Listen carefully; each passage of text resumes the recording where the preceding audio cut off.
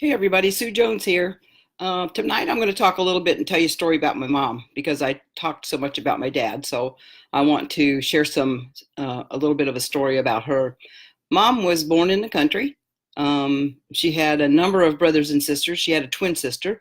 And around 1942, I think it was, my dad took my mom out of the country and moved her to the city. In fact, in a place right outside of Wright-Patterson Air Force Base. And that old saying that can take the girl out of the country, but you can't take the country out of the girl was so true about my mother. She was as sweet as could be. She had a sixth grade education. She actually killed chickens in our side yard. I can remember that like it was yesterday. She had a big garden and she grew tomatoes. She took ironing in for extra money and she did some house cleaning, but not a whole lot. She loved to fish just like my dad did. And when, before I was born, she lost a brother of mine about 2 weeks after his birth. They called him a blue baby, so I'm assuming he had some kind of cardiac problem when he was born.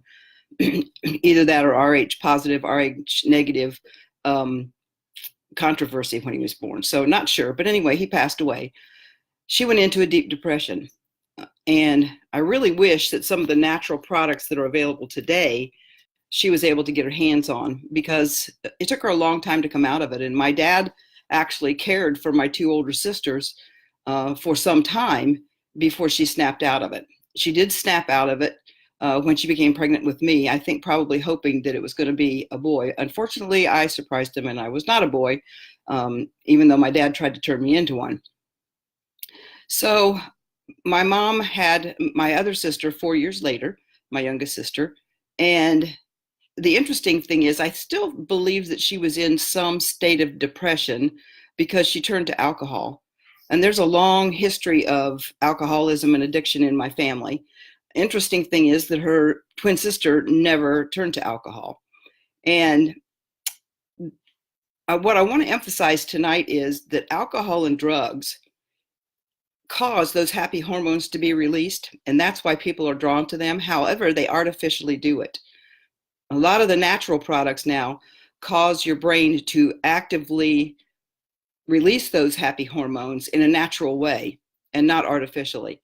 So that's why people need more and more and more in order for them to be able to get their high that they want to have.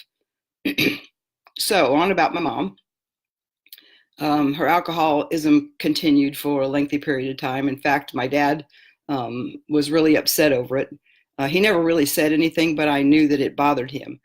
And she passed away when she turned 62 from cancer of the colon that was metastasized to her liver. And I'm convinced that her liver was weakened because of all the alcohol. But anyway, mom was a really cool lady. I'll tell you one really funny story about her. She had like I said, some really backwards ways. And in Ohio, you have very low humidity in the wintertime and it gets dry. So my mom and dad purchased a humidifier to put in our living room. And I was married at the time and had brought my two oldest children over to the house. And we were sitting there in the living room watching TV. And all of a sudden, mom turns on the humidifier and bubbles start to blow like Lawrence Welk in the living room. And I looked at her and I said, Mother, what is going on with the humidifier? And she said, well, somebody told me to put Lysol in it so that it would reduce some of the odor. And I said, well, you didn't have any Lysol? And she said, well, yeah, I had Lysol. However, what I had to put in it was Lysol cleaner, which has a detergent in it. So she was creating a Lawrence Welk effect in the living room. Um, and, and so we laughed and laughed about that. Another time I took her to the movie show and she was grumbling because she was wearing nylons and her nylon stockings, the garter belt was aggravating her. So I said, Mom, this was the era of pantyhose came in. So I said, Mom, let's try some pantyhose. And she said, well, I don't know that I want to. I'm just used to these. And I said, well, let's just try them. So we got the pantyhose on her and we went to a restaurant after the movie and took her, she had to go to the restroom. So I took her into the restroom with me and she did her thing, and we went back out, and she kept tugging at her slacks, and I couldn't figure out what was going on.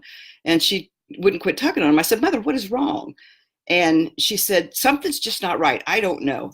These pantyhose things just don't feel right. And I said, well, let's go back to the bathroom and we'll check out and see what's going on. And I took her back to the bathroom and I pulled down her slacks, and she had not pulled the pantyhose up.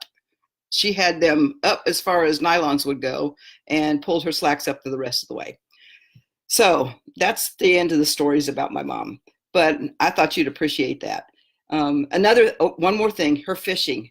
She loved to fish. She would fish. If she had a beer in her hand, she would fish in a wash tub full of water with no fish in it and just sit there and fish. However, if you started catching fish, she would get up and move and go over to where you were sitting and sit down beside you. And needless to say, you'd stop catching the fish, and my mom would catch everything that you were catching beforehand.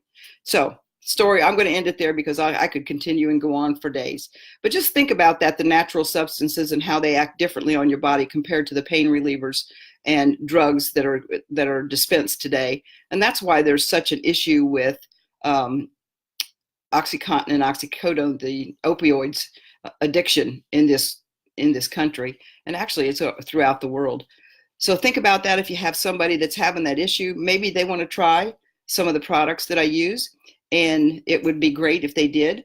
One thing I would like you to do if you're watching this video, if you would drop a 1 in the comment section to let me know that you like the video. Also, if you would do #replay in the comment section. And I love comments because I love to respond to them. I got a lot of them on my last video, and it was really fun. So drop some comments in there for me. Like, comment, and share. That would be great. I will be back on Monday evening actually, we're doing a mud party again Monday evening. So I'll be back sometime around 7:30 before that. The mud party is at 9 p.m. Eastern Standard Time. I'll drop a link in my profile so that you can access it if you want. They're actually pretty fun and very informative. All right, so I will let y'all go. I hope you have a wonderful weekend and take care, and I will see you on the upside.